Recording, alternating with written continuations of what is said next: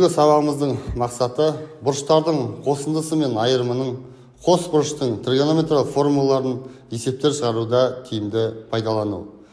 Берілген бұрыштардың формулаларына тоқтала кететін болсақ, синус альфа қосылған бетта тең болады синус альфа косинус бетта қосылған косинус альфа синус бетта.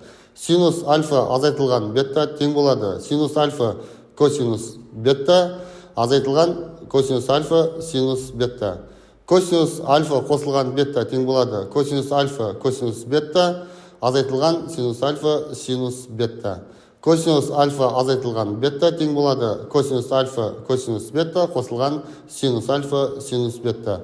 Қос бұрыштың формулаларына тоқтала кетсек, косинус 2 альфа дегеніміз косинус квадрат альфа азайтылған синус квадрат альфа. Синус 2 альфа тең болады 2 синус альфа көбейтілген косинус альфа.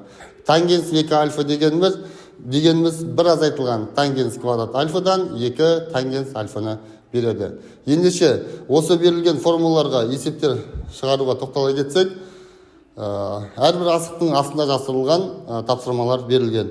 Бірінші тапсырманы кез келген астыны таңдау арқылы ала аламыз. Екінші тапсырма берілген екен, яғни косинус альфадан косинус 2 альфа азайтылған синус альфадан синус 2 альфа. Есепті шығарып көрейік.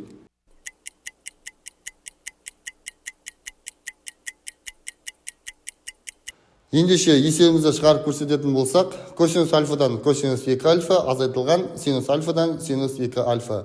Қос бұрыштың формуласын қолдану арқылы косинус альфадан косинус квадрат альфа азайтылған синус квадрат альфа азайтылған синус альфадан 2 синус альфа көбейтілген косинус альфа. Тең болады. Косинус альфадан косинус квадрат альфа азайтылған косинустан синус квадрат альфа азайтылған 2 косинус альфа. Тең болады. Косинус альфа азайтылған косинус альфадан синус квадрат альфа азайтылған 2 косинус альфа. Тең минус косинустан синус квадрат альфа азайтылған косинус альфа. Тең болады. Косинус альфадан минус жақшаның ішінде синус квадрат қосылған косинус квадрат альфа. Негізгі тригонометриялық тепе-теңдік бойынша бөлшектің алымы бірді беретіндіктен тең болады минус косинустан 1 шығады. Екінші тапсырмаға тоқталатын болсақ, екінші асығымызды басып көрейік. Екінші асығымызда бірінші тапсырма берілген екен. Косинустың 4 дәрежесінде 2х азайтылған синустың 4 дәрежесінде 2х. Есепті шығарып көрейік.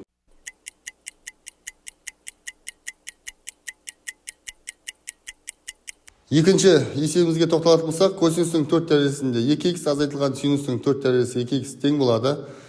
Жақшаның ішінде косинус квадрат 2х-тің квадраты азайтылған синус квадрат 2х-тің квадраты. Қысқаша көбейту формуласы бойынша берілген өрнекті 2 жақшаға жіктейміз. Бірінші жақшада косинус квадрат 2х азайтылған синус квадрат 2х, екінші жақшада косинус квадрат 2х қосылған синус квадрат 2х. Екінші жақшамыз негізгі тригонометриялық тепе-теңдік бойынша бірді бергендіктен, бірінші жақшамыз косинустың қос бұрыштың формуласы бойынша теңдіктің жауабы косинус 4х-ті береді. Үшінші тапсырмамызға тоқталатын болсақ, яғни мына берілген есеп синус х-тан косинус 70 градустан синус жақшаның ішінде х қосылған 70 градус азайтылған косинус х көбейтілген синус 70 градус.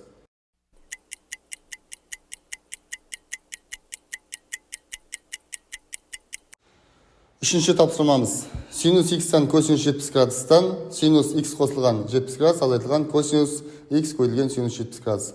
Бұрыштардың қосындысының формуласы бойынша синус х көбейтілген косинус 70 градустан синус х косинус 70 градус қосылған косинус х синус 70 градус азайтылған косинус х синус 70 градус.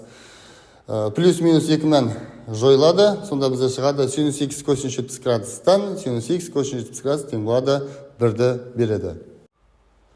Төртінші есебімізге тоқталатын болсақ, 1 қосылған косинус 2х қосылған 2 синус квадрат х.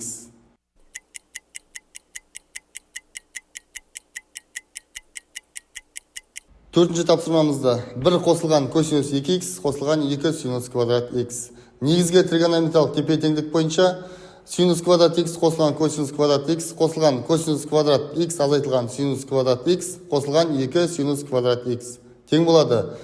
Косинус квадрат x минус синус квадрат x жойылғандықтан 2 косинус квадрат x қосылған 2 синус квадрат x тең болады 2 жақшаның ішінде косинус квадрат x қосылған синус квадрат x тең болады 2 көбейтілген 1 тең 2. Бесінші тапсырмада косинус x көбейтілген синус 35 градустан косинус жақшаның ішінде x азайтылған 35 градус азайтылған синус x синус 35 градус.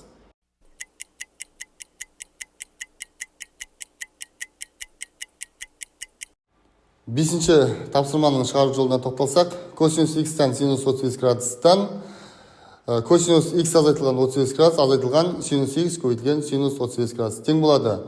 Косинус x көбейтілген синус 35 градустан косинус x косинус 35 градус қосылған синус x синус 35 градус азайтылған синус x көбейтілген синус 35 градус.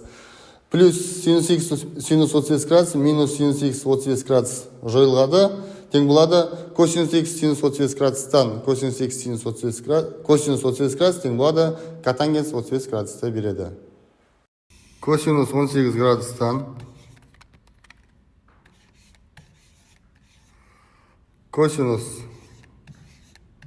36 градус қосылған синус квадрат 18 градус. Қос бұрыштың формуласы бойынша косинус 36 градусымыз косинус квадрат 18 градус азайтылған синус квадрат 18 градус береді. Қосылған синус квадрат 18 градус. Бөлшектің бөлімінде косинус 18 градус. Синус квадрат 18 градус минус синус квадрат 18 градус таңбалар қарсы болғандықтан, қарама қарсы болғандықтан жойылады.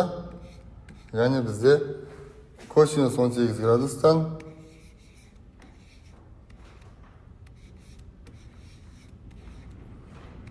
косинус квадрат 18 градус тең болады косинус 18 градус шығады. Косинус квадрат 15 градус көбейтілген косинус квадрат 75 градус. Косинус 15 градус бізде синус 75 градусты беретіні белгілі. Демек, косинус 75 градустың орнына біз синус 15 градусты да жаза аламыз. Косинус квадрат 15 градус көбейтілген синус квадрат 15 градус. Енді берілген квадраттарды ашып жазатын болсақ, косинус 15 градус көбейтілген синус 15 градус көбейтілген косинус 15 градус көбейтілген синус 15 градус.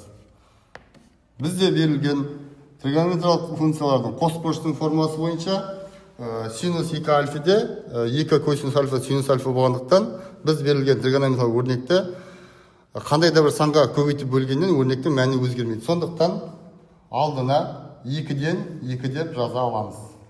2-ден 2 косинус 15 градус көбейтілген синус 15 градус көбейтілген 2-ден 2 косинус 15 градус көбейтілген синус 15 градус.